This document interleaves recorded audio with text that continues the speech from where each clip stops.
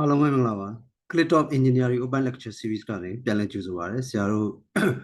ကျမရဲ့အနေအထားတစ်ခုကြောင့်မို့လို့ဒီ Click of Open Lectures တွေကိုခဏနားထားတာပေါ့အခု2024မှာတော့ဒီ Open Lectures တွေကိုတိုက်ရိုက်ပြန်ပြီးတော့တင်ဆက်ပေးမှာဖြစ်တယ်ဒီနေ့ကတော့ဆရာတို့ကြည့်နေကြ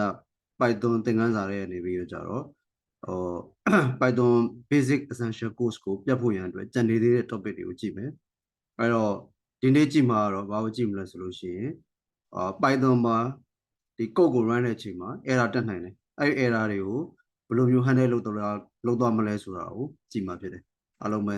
ချက်ချင်းအဲ့ဒါကိုကြည့်လိုက်ရအောင်Python မှာဆရာတို့ဒီ error တွေကို handle လုပ်ဖို့ရန်အတွက်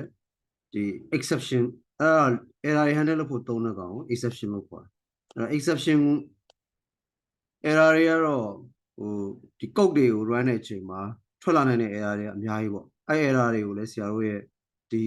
exception ကိုတင်ရင်းနဲ့လည်းတင်သွားမယ်အဲ့ဒါအပြင်ဒီ Python မှာတခြားအရာတွေကြည့်ရင်းနဲ့လည်း error မျိုးစားတွေကိုဆရာတို့ထပ်ပြီးတော့ထည့်သွားမှာပေါ့ဟုတ်ပြီနော်အဲ့တော့ coding ရေးတဲ့အချိန်မှာဒီ computer programming ကို run ကြည့်ရဲ့ code ကို run ကြည့်တဲ့အချိန်မှာထွက်လာတဲ့ error ကိုကြည့်ပြီးတော့code ကိုဘယ်လိုပြန်ပြီး fix လုပ်ရမလဲဆိုတာဒီ computer coder တိုင်းကသိရမယ်သိရမှာပေါ့အားကြောင့်မို့လို့ error ဒီချင်းလည်းအရေးကြီးတယ်အဲ့တော့ဒီမှာ error handle လုပ်ချင်ဆရာတို့ကဘာကိုသုံးမလဲဆိုတော့ try except as ကိုသုံးမယ် try except as ရဲ့ structure ဒီဘယ်လိုရှိလဲဆိုတော့သူ့ရေးရမယ် syntax ဒီ try colon ပြီးရတယ် try အောက်မှာရှိ statement ရေးမယ်ပြီးရတယ် except error ပြီး error အောက်မှာရောက်တဲ့ statement ရှိမယ်အဲ့ဒါပြီးတော့ as ပြီးတော့ကြတော့ as အောက်မှာရေးမယ် statement ရှိမယ်သူ့ရဲ့လို့ဆောင်ပုံကတော့ကြည့်အောင်သူ့ရဲ့လို့ဆောင်ပုံဒီဆရာတို့ကtry out က statement ကိုအရင်လုပ်မယ်အဲ့ statement ဒီ error မရှိခဲ့ဘူးဆိုရင်ဘယ် error မှမဝင်တော့ဘူးဆိုသူက as ဆိုပြီးတော့ဘယ် error မှမဝင်တဲ့အတွက်သူက as case ကိုပဲဝင်သွားမယ်ဝင်သွားပြီးတော့ကြတော့ဒီ statements ကိုတန်းပြီးတော့ထုတ်ပေးမယ်လုပ်ပေးမယ်ပေါ့တကယ်လို့ error ဝင်ခဲ့ရင်တော့အဲ့ဝင်တဲ့ error case ပေါ်မူတည်ပြီးတော့ကြတော့ error နဲ့ဆိုင်တဲ့ statement ကိုလုပ်လို့ရတယ်ဒီ error တွေကဆရာတော့ပွားလို့ရတယ်တစ်ခုထက်လိုရရင်လည်းပွားပေါ့ဥပမာပေါ့နောက်ထပ် error တစ်ခုရှိသေးရင် except error 2နောက် error 2အောင်မလုပ်မယ် statement တွေပြလို့ရသေးဟုတ်နော်အဲ့တော့ try ဒီ statement ကိုလုပ်မယ် error တက်ရင်သူဝင်တဲ့ exception case error case ကအောက်ကကိုလုပ်မယ် error မတက်ရင် as ရဲ့အောက်ကဟာကိုလုပ်သွားမယ် it's just very simple ဟုတ်ပြီနော်အဲ့တော့ဆရာတို့ရဲ့ video တွေကိုပေါ့ဒီ2020မှာ we're trying to keep as short as possible ကျောင်းသားကျောင်းသူကကြည့်ရတာအချိန်သိမကြဘဲနဲ့မြန်တက်တယ်ဆိုခံစားချက်ကိုရစေခြင်းလို့တန်ထန်သမျှ video တွေကို short လုပ်ပေးဟုတ်ပြီနော်အဲ့တော့ဒီမှာနမူနာကြည့်လိုက်အောင်ဒီမှာဆိုရင် x ကိုဆရာတို့3ကျင်ညာထားတယ်အားပြီးတော့အလုပ်လုပ်မဲ့ code ဒီ try block အောက်မှာရှိတယ်ဆရာလုပ်ချင်တဲ့ statement တွေ try block အောက်မှာ b equal to 1 by x minus 3အဲဆို linear algebra မှာတော့1 by x minus 3လို့လာခဲ့ရင်အကယ်၍ x ဒါ3ဖြစ်ခဲ့ရင်အခုလိုလောလောဆယ် case ပေါ့ x ကိုဆရာတို့က3ပေးထားတယ်3ပေးထားရင်3 minus 3ရဲ့0ဆိုတော့1 by 0ဆိုရင်algebra မှာတွက်လို့မရဘူးဒါ infinity ထွက်မယ်လို့သိရပေါ့ဒါပေမဲ့ ZeroDivision error တက်မယ် Python မှာဆိုရင်ရအောင်နော်အဲ့တက်တဲ့ error ဒီပိုင်းကြီး0ဖြစ်သွားပြီ0နဲ့ပိုင်းဝင်စားတဲ့အတွက် ZeroDivision error လို့ပြောတယ်အဲ့ ZeroDivision error တက်ရင် error handling ဘယ်လိုလုပ်စေချင်လဲဆိုရင် except keyword ရေးပြီးတော့အဲ့ except ရဲ့နောက်မှာဒီ ZeroDivision error တက်ခဲ့ရင် print denominator cannot be 0လို့ဆရာတို့ကထည့်ပေးမယ်အဲဆိုရင်သူကအပေါ်ကုတ်ကိုတွက်လိုက်ပြီးတော့ ZeroDivision error လို့သိပြီဆိုတာနဲ့ဒီ except ZeroDivision error case ကိုဝင်သွားပြီးတော့ denominator cannot be 0ဆိုရဲwarning message လေးကိုထုတ်ပေးမှာပေါ့တကယ်လို့ x နေရာမှာ3 mode တခြားကဏ္ဍလာခဲ့ရင် ZeroDivision error မတက်ဘူးမတက်ခင် s ကိုဝင်သွားပြီးတော့ print b ရဲ့ value ကို print ထုတ်ပေးမှာပေါ့ဟုတ်နော် so it's pretty straightforward အရင် straightforward ဖြစ်တယ်ဆရာတို့ကerror handling လေးဖြစ်တယ်တခုပဲပေါ့ user တွေကတော့ error မျိုးစားရသိရမယ် like ZeroDivision error NameError value error တွေအများကြီးရှိတယ်နောက်ပိုင်းမှာဆရာတို့ပြောတဲ့အတိုင်းပဲဆရာတို့ video တွေကြည့်ရင်းနဲ့ကျောင်းသားကျောင်းသူတွေ like လေ့လာရလူတွေက error တွေသိတော့အောင်ဆရာတို့ဖြည်းဖြည်းချင်းထည့်ပေးမယ်ဟုတ်နော်အားကြောင့်ဆရာတို့ channel ကို subscribe လုပ်ပြီးတော့ talk shop video တွေနဲ့ကျင့်ဖို့ဆရာတို့ကအားလုံးဖိတ်ခေါ်တယ်ကိုဒီကောင် run ကြည့်အောင်တော့ run လိုက်ရင်ကိုဆရာ run လိုက်ပြီ run လိုက်လို့ရှိရင်denominator cannot be 0ဆိုတဲ့ statement ထွက်လာတယ်အဲဒီ statement တွေမင်းတို့ကြည့်မယ်ဆိုရင်ဒီ print လုပ်ထားတဲ့စာပေါ့အဲ့ဒီဘယ်ထဲရလဲဆိုရင်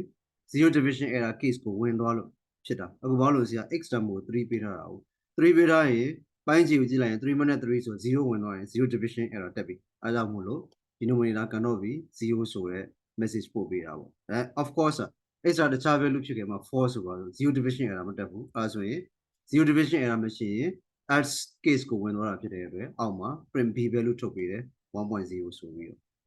ရနော် so it's as simple as that အဲ့တော့ပြန်ပြောရရင် error handling လုပ်ချင် except error name နဲ့ပြောမယ်အပေါ်မှာ try လာမယ် try colon main statement except error လုပ်ရင်ရောက်မယ် statement အဲ့ဒါပြီးတခြား error ရှိသေးရင် except error to statement နောက်တစ်စုအဲ့ပြီးနောက်ဆုံး error လုံးဝမရှိတော့အချိန်မှာလုပ်ချင်တဲ့ကောင်လေး s ဆိုပြီးတော့ statement ဆိုပြီးတော့ရေးမယ်ဟုတ်ပြီနော်ဒါဆို error နှစ်ခုရှိရင်လည်းရတယ်ဆိုတော့ဟိုဒီမှာကြည့်အောင်ဆရာဥပမာပေါ့တခြားနောက်ထပ် error တစ်ခုထိုးလိုက် except ဥပမာဆရာက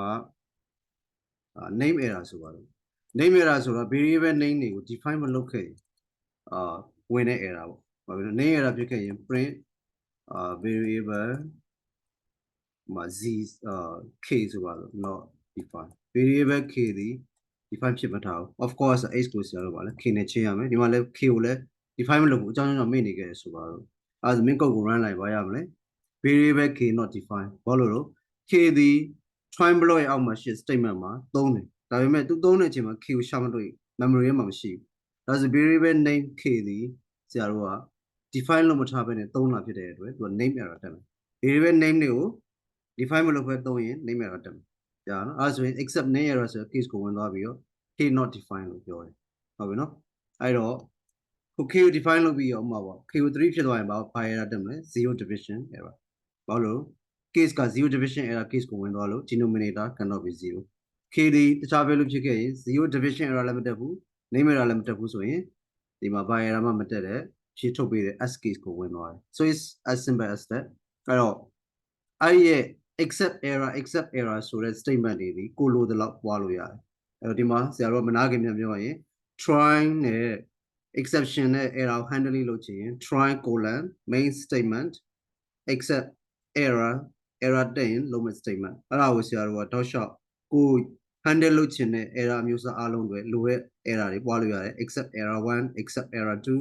statement 2 except error 3 statement 3နောက်ဆုံးအဲ့ error handle လုပ်စရာမရှိတော့ဘူး error ကုန်ပြီလို့ထင်ရင် else ဆိုပြီးတော့နောက်ဆုံး statement ကိုရေးလို့ရတယ်အဲ of course စောစောပြောခဲ့တယ်လို့ဆရာတို့ကဒီ computer ဒီ program ကိုသုံးတဲ့သူကတော့ဒီ Python မှာထွက်လာနိုင်တဲ့ error မျိုးတွေကိုသိနေဖို့လိုတာပေါ့အဲ့ဒါတော့လေ့ကျင့်ရှိရမှာပေါ့ဆရာတို့ရဲ့ Cliptop ရဲ့ video တွေမှာတော့ video ကြည့်ရင်လည်းအဲ့ error တွေဘာလဲဆိုတာကိုတိကျအနေနဲ့မသိတော့ဘဲနဲ့ကြည့်ရင်လည်းပဲနားလည်တော့အောင်error တက်လာပြီဆိုတော့ရှင်းပြတော့မှာဖြစ်တဲ့အတွက်အားလုံးက channel ကို subscribe လုပ်ပေးပြီးတော့ video တွေနဲ့အတူလိုက်ကျင့်ကြဖို့အားလုံးဖိတ်ခေါ်ပါတယ်။နောက်မိမိတို့ရေးပြစေခြင်းနဲ့ဒါမှမဟုတ်မေးခြင်းနဲ့မေးခွန်းလေးရှိရင်အောက်က comment မှာရေးလို့ရတယ်။အဲ့ဒါအပြင်ဆရာတို့ရဲ့ playlist တစ်ခုလုံးပြန်ကြည့်ခြင်းနဲ့ဆိုရင်အခုဒီပေါ်လာတဲ့ playlist ကိုနှိပ်ပြီးတော့ကြည့်လို့ရပါတယ်။အားလုံးပဲနှစ်သက်မှာအောင်မြင်ပြီးတော့ပျော်ရွှင်ကျန်းမာပြီးစိတ်ချမ်းသာကြပါစေ။အားလုံးပဲ bye bye